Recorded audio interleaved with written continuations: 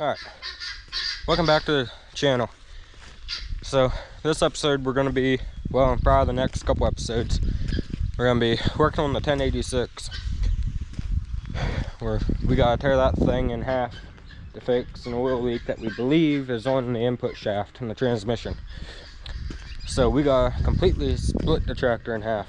So this will be fun. We started on it, but we didn't get too far along, so figured take you guys along on the ride. So go in here and get started on it. Alright, so this is where we're at right now with it. Took the floor out so we could get in here to the top of the transmission. As you can see, we took the hood off. That's all back there. Made this to split the tractor, which that should make this a lot easier. So we got all this that we got to unhook. We got to take these two bolts out, and then there's like one bolt on the bottom. Let me turn the light on.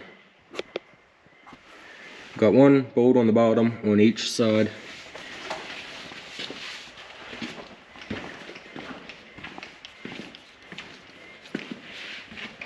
As you can see,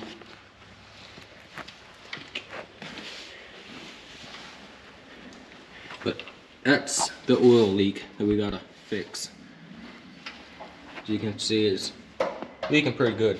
And some of that is well from that, but most of it's from the transmission.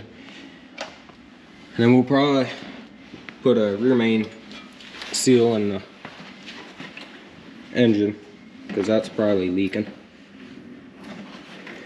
But did reveal some rust here in the cab. Not much, but it's enough. From manure and salt. Not sure how this is gonna go. Oh, we took the drive shaft off for the four-wheel drive. We never tore this apart, so this will be the first time. So we'll see how it goes. Thankfully, we don't have to take the cab off. Hopefully. Don't look like we will have to. But the sheet metal is pretty straight. Of course, it was repainted, but they didn't do too bad of a job. They actually did a pretty decent job on the hood. Needs cleaned up on the back side, but the cab they repainted, but that's a different story. They didn't do too great of a job. You can see right there is pretty rough. That's just one of the spots. On this side, you see it's just, you know,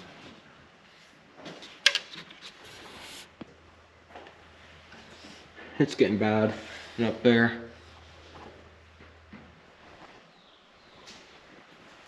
so probably keep an eye out for a cab for it, because this one's pretty far gone.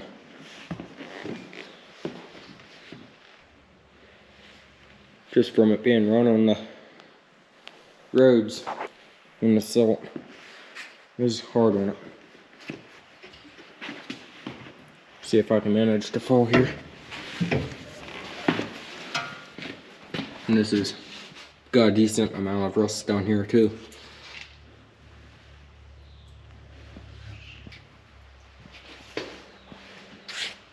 But I mean, it ain't terrible, but it's bad enough. Could definitely be worse.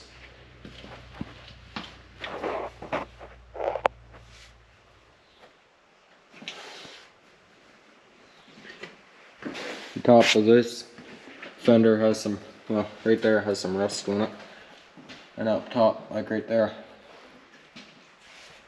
But it ain't terrible. but that's not what we're worried about right now. We gotta get the tractor split in half. So we'll probably do a time lapse of this project. Shouldn't be terrible, but we're fixing to find out. We had the little tractors, the 706, we had that in half, 574, 350. The H, we had those in half, but never had this one in half. So this will be the first time. We'll see how it goes. Alright, so right now what we're doing, I believe this is the RPM cable right here. It goes up to the dash, up to tachometer. Gotta try and get that out, but what he's doing right now is getting the antifreeze, or the heater hoses unhooked right now. We're doing that successfully with getting antifreeze all over the ground, so that's perfect. We want to make sure we do that, otherwise the job here won't be successful.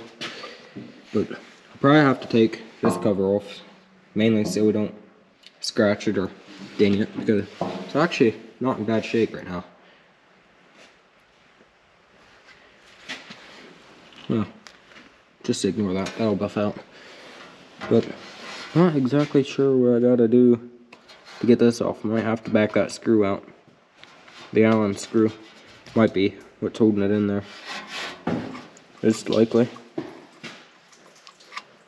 But I'm not gonna record all this, so I'll update you every now and then as we move along here, and then we'll do a time lapse when we split the tractor.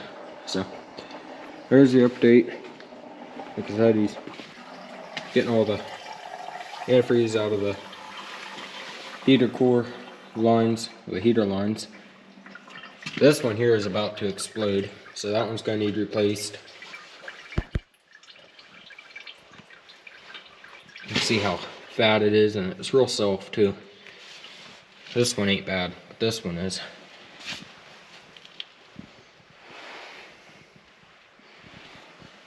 It's compared.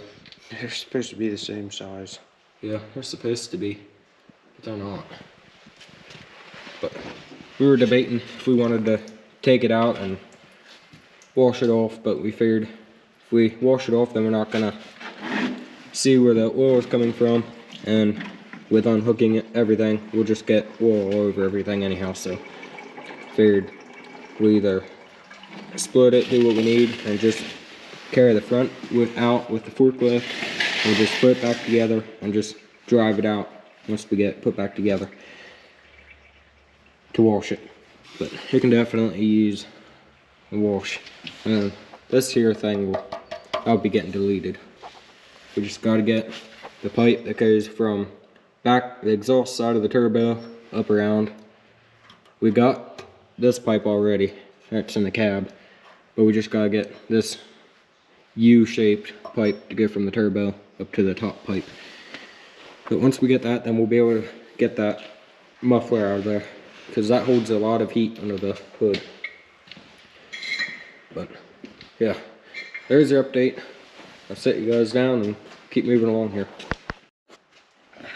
Alright, forgot to mention the bolts here on the top of the bell housing. So there's 2 bolts up there. You might be able to see them in here better. Can't really get in there.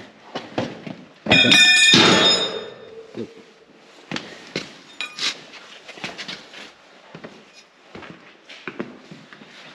That wasn't planned. there's 2 bolts, one on each side. You can't get in there to see them, but right in there. There's 1 bolt on this side. The other side should be able to see that one.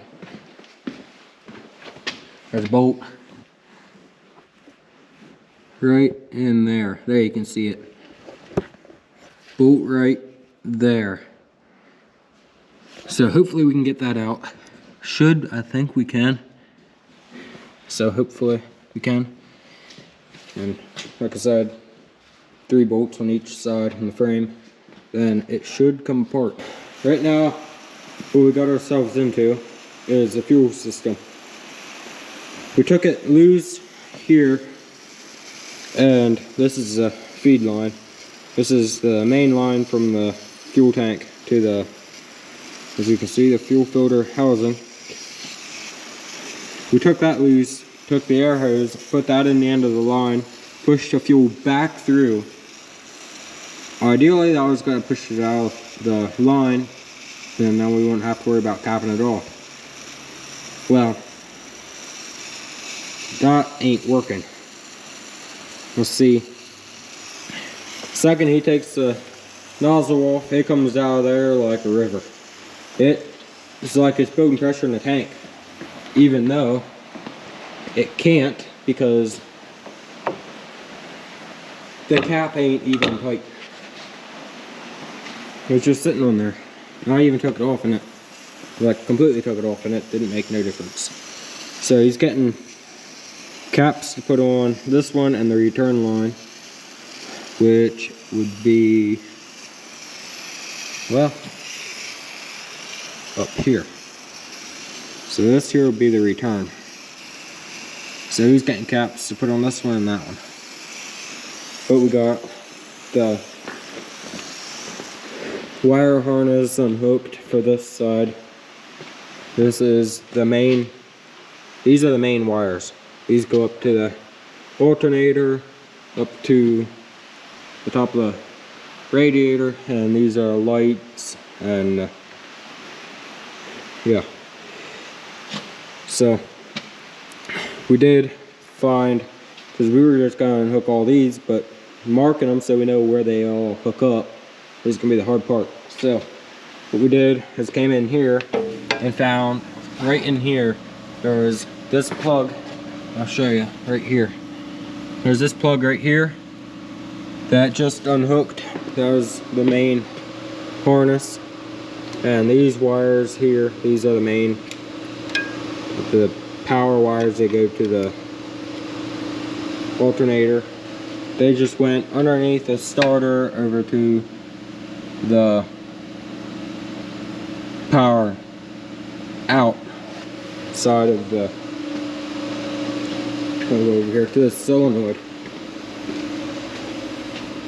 So, actually, that's the battery side of the solenoid. So they just go from the battery side of the solenoid up to the alternator. So we just unhooked it here, pulled it out from under the starter, unhooked the wire harness, and just pulled them out of the cab into the, well, out from under the cab actually. They just went right in here. Just pulled them out right from here. So that's the main wire harness that needed unhooked. And there's some over here. I took pictures of them. There's these two wires here. There's this one. This one just went to there. I took pictures of these, so unless I accidentally delete the pictures, which would be my luck. And this one just goes down to there. So that's pretty obvious. They'll reach, they're different lengths, so they'll reach to where they're supposed to be. So that's about it. And we just got a jack underneath here, right there, to hold the transmission up. And like I said, these will operate the engine. And we just gotta take the bell housing bolts out. That's all we really gotta unhook, and we're hoping that we do not have to unhook the AC lines, because yeah, we just don't want to have to unhook those, because I believe there's pressure in there, and we don't want to have to recharge that, even though it don't work, even though just, I think it's the sensor that needs replaced. So we don't want to have to unhook those, because then they'll relieve all the pressure out of there, and yeah, we just don't want to do that. So we're hoping that we can leave these hooked up, but that's about all we gotta do yet. Also, 2 bolts up in there. So there's 4 on each side. Well, 5 including the ones on top. That seems right. Not, 4 on each side. There's 5.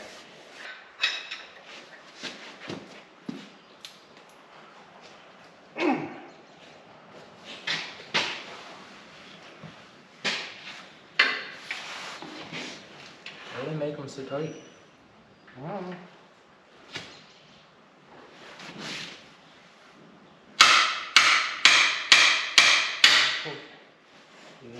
I don't want to break that window. Yeah, that'll be bad. Where are our faces?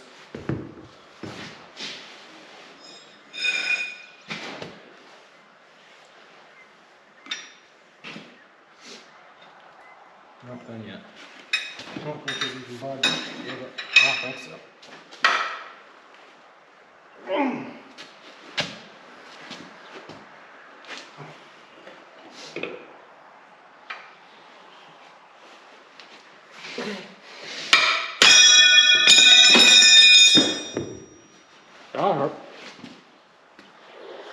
Oh. I had a feeling that was gonna happen at some point. It's separating here too. Yeah.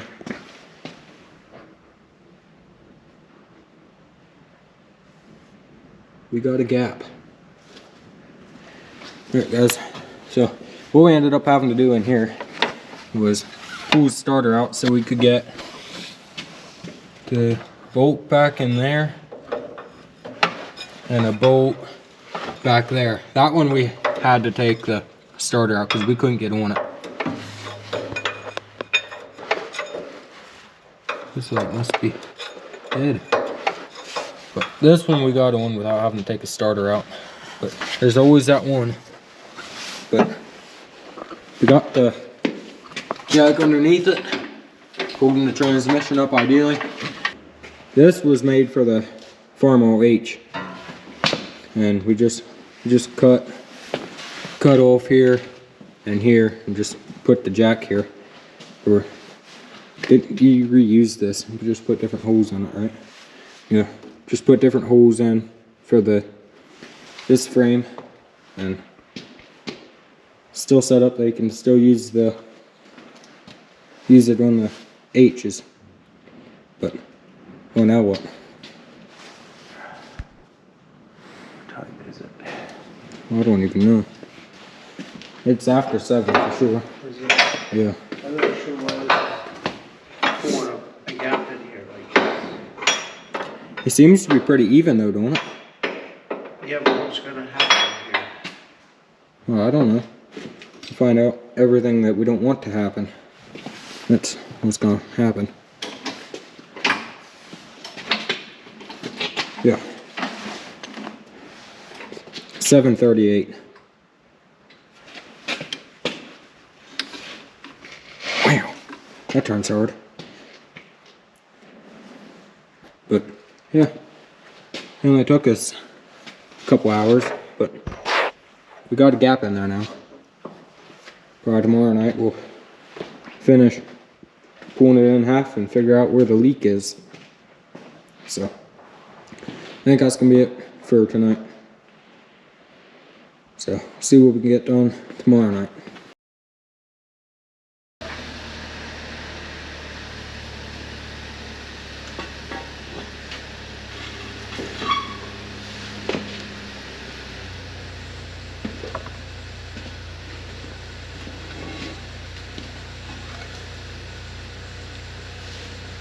I can roll the tire over here by hand.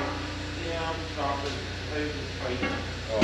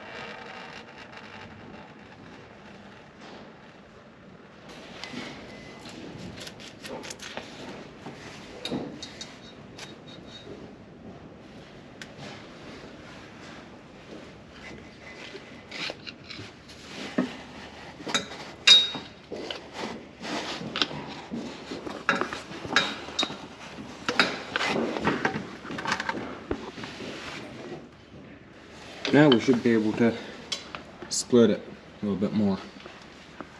Well, that's till these lines, AC lines, get tight. But hopefully it'll go far enough that we can get in there to do what we need to do.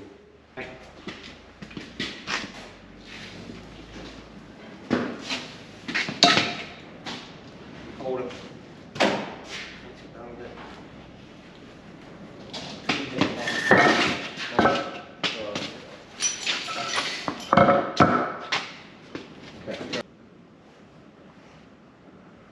Crank seal definitely looks to be leaking. Clutch, because look at the splines on there.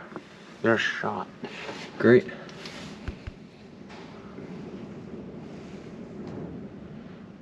That ain't gonna be fun. Yeah, they're like, they can cut you. They're that sharp. That ain't cool. Alright, so off camera, we've been working at it. He's taking the clutch off to see what the inside of that looks like. This would be where the oil would be coming from. See, when you move that around, you can see all that oil. That's the input shaft seal. This is the PTO shaft. This one right here that I'm moving. This is the input shaft to the transmission. So there's a seal back in here that is what's causing the issue. So we gotta take this off anyhow because we need a new clutch anyhow, because splines in there are shot. So we're just gonna replace the crank seal while we have it apart. It's leaking anyhow, so lead's done. And I'm working on trying to get this battery box off. So we gotta get these off on both sides so we can get in here to get the clutch shaft out, so we can get the throwout bearing off. Which throwout bearing don't feel bad, but probably wouldn't be a terrible idea to get another one. What was that fell?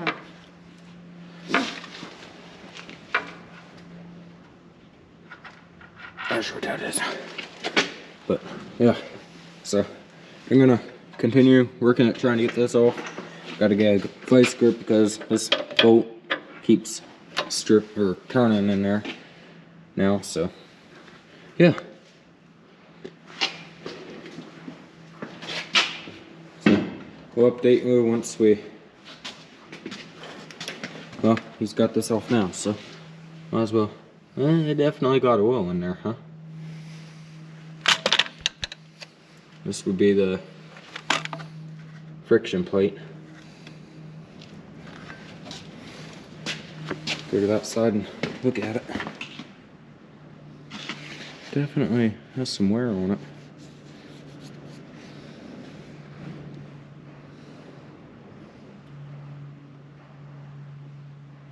And they're not wore down. It But definitely has life left to it, but you can see like right there, it's got some wear to it. Hard to see on camera. But could definitely be worse. Let's look at the flywheel. See what that looks like. Wow, that's got a lot of cracks in it.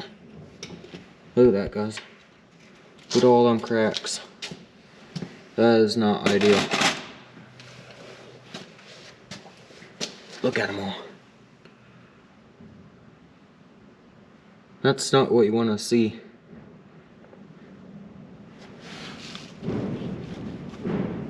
Pilot bushing.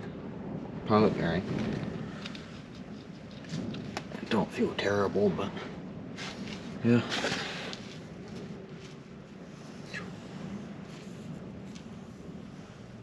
I think this is the height that it's supposed to be. I wish I could show it better on camera, but can't. That's got a good, what, 1/8 inch off of there. I'm gonna continue working at these so we can get the clutch shaft out, get this apart so we can kind of see in there a little better. We got this off. I already showed you all the little cracks on it. It's pretty bad. It's really hard to show you guys, but or maybe if I can do this, you can kind of see the lip there. That's pretty bad.